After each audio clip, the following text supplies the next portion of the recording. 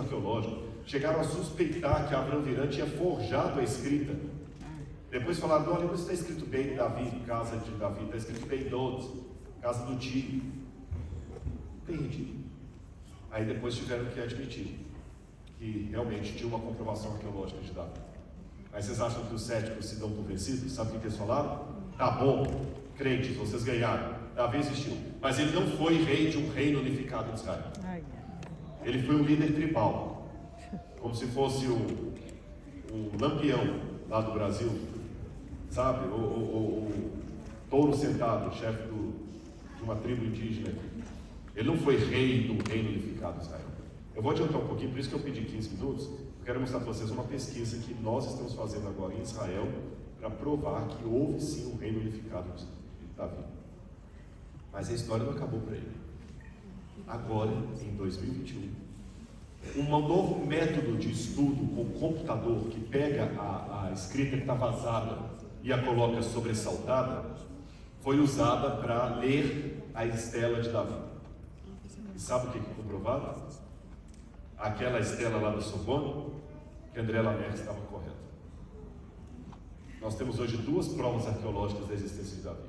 Só que uma demorou 1991 para 2021, quantos anos? 20 anos, 30 anos para poder ser confirmado. Na Jordânia, tem uns restos de reboco também muito interessantes, que originalmente eram partes de uma parede. E nesses rebocos está escrito, aqui está a profecia de Balaão, o vidente. A mesma coisa que diz a Bíblia. E ele se refere a Deus como El Shaddai. Nós temos uma prova arqueológica da existência de Balaão. Pilatos, na década de 1960, foi encontrada em Cesareia Marítima essa pedra, comprovando a existência de Pilatos e sua residência em Cesareia. Ali em cima, em latim, está escrito Tiberium, embaixo, Pôncio Pilatos, prefeito Judéia, prefeito da Judéia.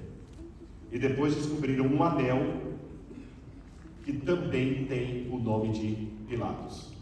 O Pilatos da Bíblia também está documentado.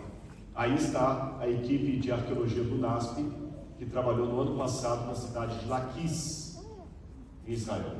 E em julho agora, nós vamos escavar de novo Laquis. A hora está uma felicidade? Ela não vê a hora. Já casou. Já falou lá, a gente voltar lá. Pastor Martins teve um casamento lá, né? A doença. Até falei hoje no carro. Só tem uma coisa que eu acho que tinha que mudar no manual da igreja, sabe? Porque fala o seguinte: da doença e da saúde e da doença. O que mais? Deus não está na pobreza. Eu queria ser fiel na riqueza também, mas só está na pobreza. Por que eu tenho que ser fiel na riqueza e na doença, nem só na pobreza? Eu queria ser fiel na riqueza também, né?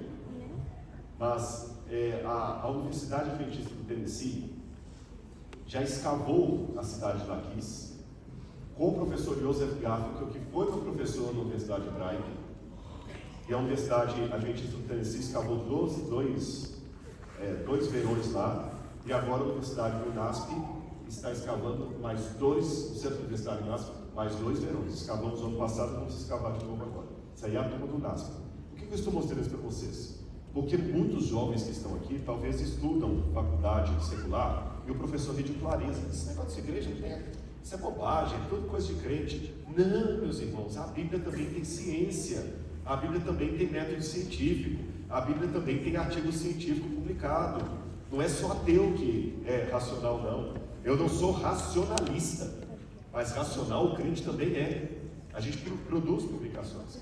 E agora nós estamos justamente comprovando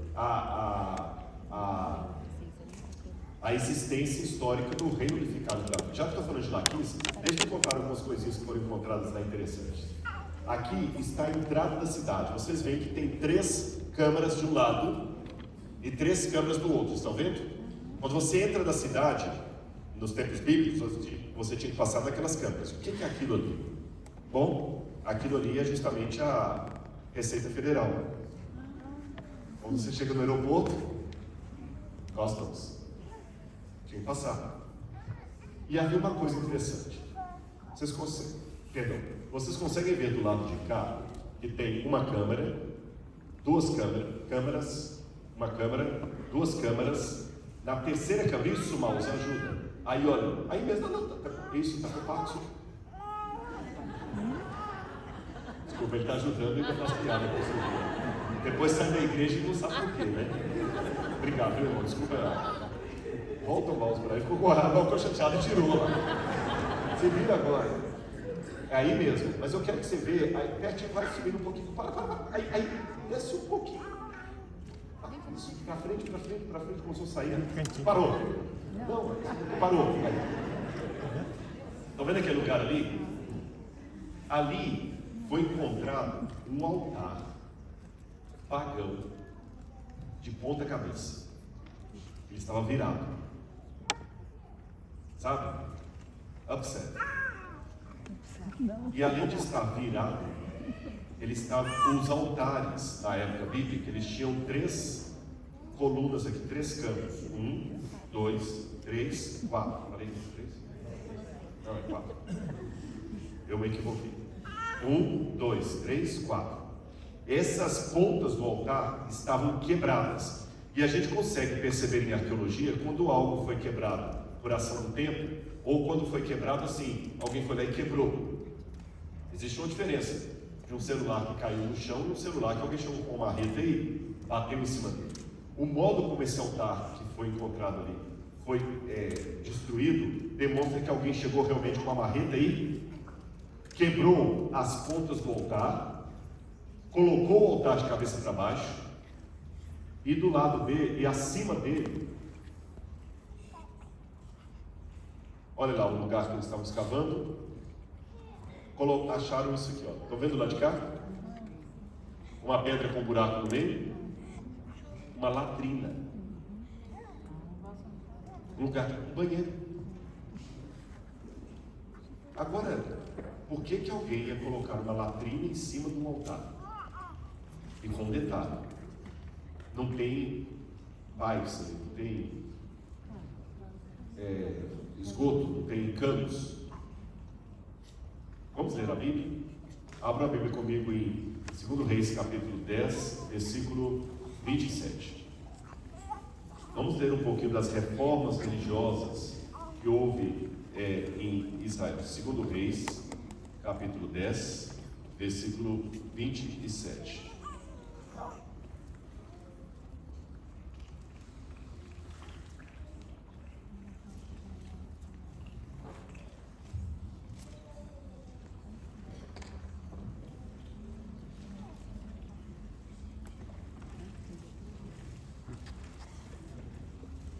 Posso ler? Estão com a Bíblia aberta aí?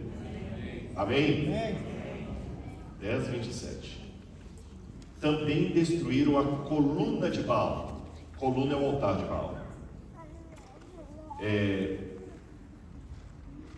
Também destruíram a coluna de Baal. Derrubaram o templo de Baal, transformando-o numa latrina que existe até os dias de hoje. Até os dias de hoje, até os dias que foi escrito. Esse aqui não está falando de Laquis, não, está falando das reformas de Jeú. Mas o que Jeú fez, a gente encontra ali. Vocês estão notando? O trabalho do arqueólogo bíblico não é ficar procurando a Arca da Aliança, não é ficar procurando a Arca de Noé.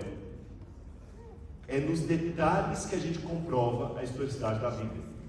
Eu não preciso ficar, agora eu vou encontrar um pedaço do Jardim do Éden. Não, é nos detalhes que você vai perceber do que. Já que eu falei da Universidade do Tennessee, o pastor Michael Hassel, que é professor lá, estava com um grupo deles escavando há 2 anos, e uma menina achou no meio ali da escavação um pedaço de osso. E tudo que a gente acha você guarda num cesto. Muita coisa acaba sendo descartada. Mas esse osso foi para o laboratório em Jerusalém. E a mulher, quando pegou o osso, uma botânica, uma bióloga, ela viu que era marfim. Isso por si só já é interessante, porque encontrar marfim em Israel ali já é uma coisa. O marfim é do elefante, que é de outro lugar. Aí quando levaram no laboratório, perceberam que era um peixe. E o peixe tinha ovinhos de piolho.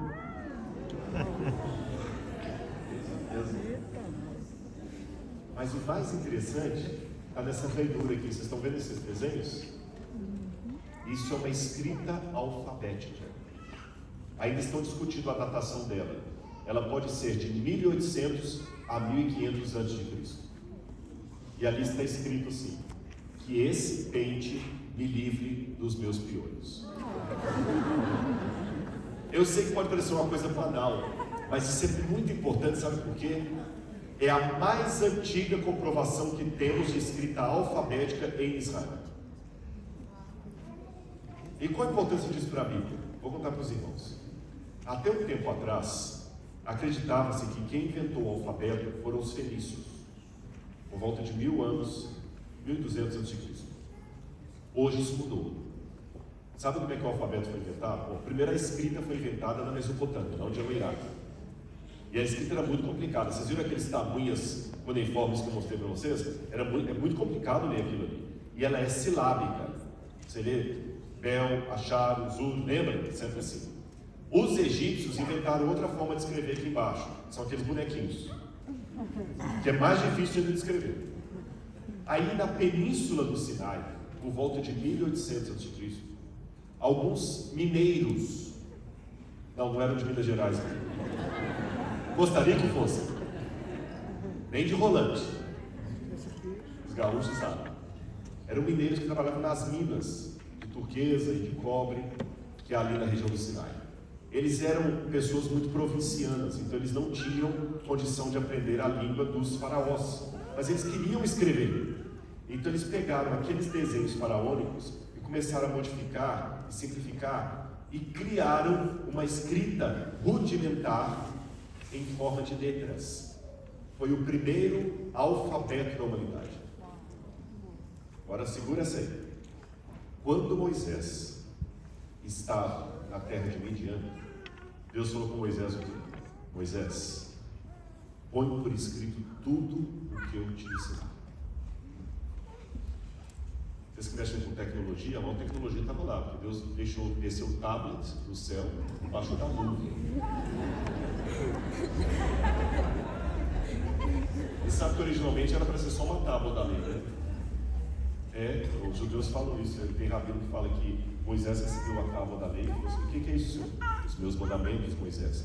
Mas quanto custa? É de graça. Eu vou levar 2. Quando Moisés estava ali no deserto, Deus falou com ele: Moisés, põe por escrito o que eu estou te ensinando. Qual que era o mais natural? Onde que Moisés foi educado? Em que faculdade que ele estudou? Qual língua ele se expressava melhor? Egípcio. Moisés ia escrever tudo em egípcio, com aqueles bonequinhos lá. O Gênesis ia estar escrito tudo daquele jeito. Deus falou: não, vamos quebrar a lógica humana. Lembra que Paulo falou que Deus pega a sabedoria humana e tosse? Você vai escrever na língua dos incultos mineiros. Com essa escrita, tá bom. Moisés escreveu o Gênesis, não com essas letras hebraicas aqui que não existiam ainda, com aquele jeito rústico. Mas o fato de Moisés escrever daquele jeito, sabe qual foi a bênção? A escrita alfabética nunca se perdeu. Se ele tivesse escrito em língua faraônica, a gente tinha que esperar até 1822 para François Champollion decifrar a pedra de Roseta e a gente poder ler o Gênesis. Olha como Deus é sábio. Então, a descoberta dessas coisas assim ajuda muito. E para terminar, o último achado arqueológico que eu queria mostrar para vocês aqui é de uma profecia. Eu não vou ler toda a passagem, mas vamos ler apenas um pedaço dela. É o último achado arqueológico que eu quero mostrar para vocês nessa noite. Ezequiel capítulo 26, versículos 1 a 14. Não vamos ler todos os versos. Eu vou resumir para vocês aqui. Vocês sabem que a cidade de Tiro, que ficava na Fenícia, atual Líbano, era uma cidade muito perversa. Tiro era uma cidade tão perversa que o rei de Tiro se tornou símbolo de Satanás. Misericórdia. Quando a Bíblia fala sobre a queda de Satanás no céu, um oráculo contra o rei de Tiro. Como caíste do céu às 3 da manhã? Sabe por quê? Porque na Bíblia, sim, a Bíblia reconhece o autor do mal e o fantoche, o puppet dele. Você entendeu? A gente só vê Hitler matando 6 milhões de judeus, mas o profeta vê o diabo por detrás de Hitler. Então ele poderia contar a história de Hitler. Eu não sei se é para a revista Adventista, Se fosse o profeta fazendo um oráculo contra Hitler, ele ia falar de Hitler, misturando a história de Hitler com a história de Lúcifer. Por isso que o profeta fala: ó Tiro, ó rei de Tiro, como você caiu do céu, estrela da manhã, você arrogante. Então Tiro realmente era uma coisa, o rei de Tiro. Quer mais? Era tão diabólico o rei de Tiro, que foi na cidade de Tiro que foram cunhadas moedas de prata que os judeus usavam no templo em Jerusalém. Porque a prata mais pura vinha de Tiro. Lá no Museu do Nasp nós temos moedas originais de Tiro. E foram 30 moedas de prata dessas de Tiro, que trazem inclusive o rei de Tiro de um lado e a águia romana do outro, o rei Melcarta. Foram 30 moedas dessas que Judas ganhou para atrair Jesus. Olha como é que a cidade de Tiro era uma cidade perversa. E aqui tem um desenho gráfico de como era a cidade de Tiro, que era uma ilha. Ela tinha uma parte continental e tinha uma parte em forma de ilha. Uma cidade muito fortificada. E quando Nabucodonosor, que durante a semana toda eu falei para vocês dele, veio atacar Jerusalém, que estava explicando no almoço, a cidade de Tiro deu guarida para o exército de Nabucodonosor, porque como estava no norte do Líbano, virou um posto de gasolina que ele parou para abastecer os carros de guerra e tudo mais, tomar uma Coca-Cola e descer. E o pessoal de Tiro falou: perfeito, vai acabar agora com Jerusalém, vai acabar com os judeus. Eles comemoraram a destruição de Jerusalém. Aí, o profeta Ezequiel, capítulo 26, fez o seguinte: no 11º ano, no primeiro dia do mês, a palavra do Senhor veio a mim dizendo: filho do homem, Tiro disse a respeito de Jerusalém: bem feito, foi arrombada a porta dos povos, ela se abriu para mim, eu me tornarei rico, agora ela foi arrasada. Por isso diz o Senhor: eis que eu estou contra você, ó Tiro, eu farei subir muitas nações contra você, assim como o mar faz subir as suas ondas. Elas destruirão as muralhas de Tiro e derrubarão as suas torres. Eu varrerei o seu pó e farei dela uma rocha escalvada, uma rocha lisa. No meio do mar, ela, Tiro, virá a ser apenas um lugar onde os pescadores secam as suas redes, porque eu o anunciei, diz o Senhor. Então o que ia acontecer com Tiro? As pedras dela seriam lançadas no meio do mar. Ela seria uma pedra lisa, que viraria um lugar para os pescadores enxugarem as redes. Eu fui até o livro. E o que você está vendo aqui lá? Colunas da cidade de Tiro. E ela foi destruída várias vezes. Ela foi destruída por Nabucodonosor, foi destruída por Alexandre o Grande, foi construído um istmo, um aterro. Tanto é que hoje é difícil encontrar a cidade de Tiro, e você vê colunas dela até no período romano jogadas no meio do mar. Então,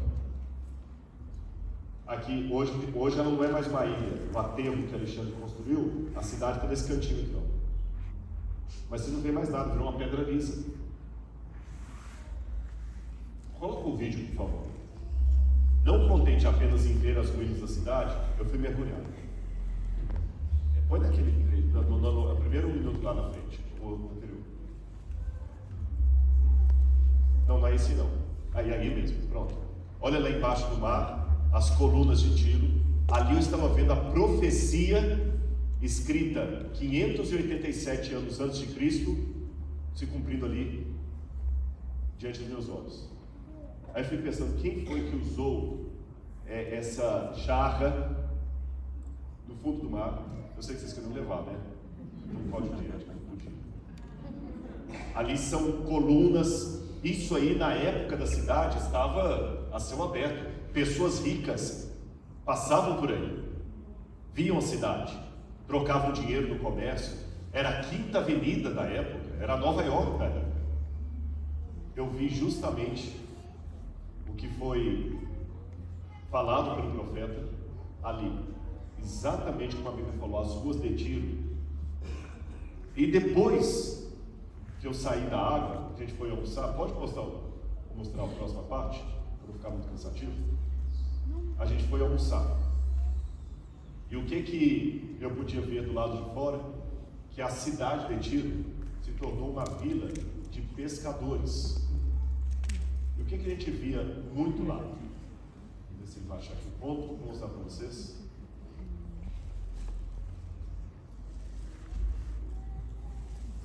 Quase isso, você via muitos pedaços da cidade. Olha lá, vila de pescadores. E o que você via?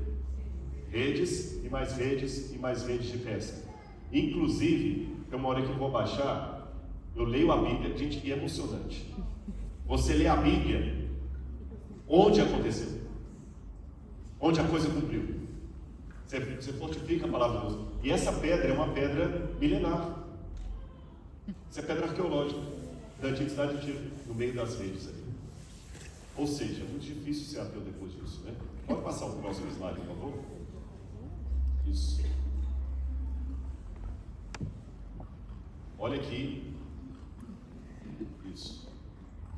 Isso aqui é uma foto antiga tirada nos anos 30, onde você vê ainda pescadores, lá atrás tem as colunas de Tiro, secando as suas redes sobre as pedras de Tiro. As suas pedras se tornarão enxugadouro de redes. Um desenho feito no século XVIII, mostrando colunas de Tiro e redes em cima, secando ao sol. Irmãos, eu acho que eu já mostrei o suficiente. Para falar tudo da arqueologia, eu poderia ficar até amanhã com vocês. Mas eu acho que, pela amostragem, deu para entender que esse é um livro maravilhoso. Amém. Aí sabe qual é a lição arqueológica? Se a Bíblia foi verdadeira em relação à história que ela conta, ela é verdadeira em relação à teologia que está por cima dessa história. Se ela foi verdadeira em relação ao passado, ela também será verdadeira em relação ao futuro. Amém. Porque eu vi o cumprimento de uma profecia que o profeta não viveu para ver.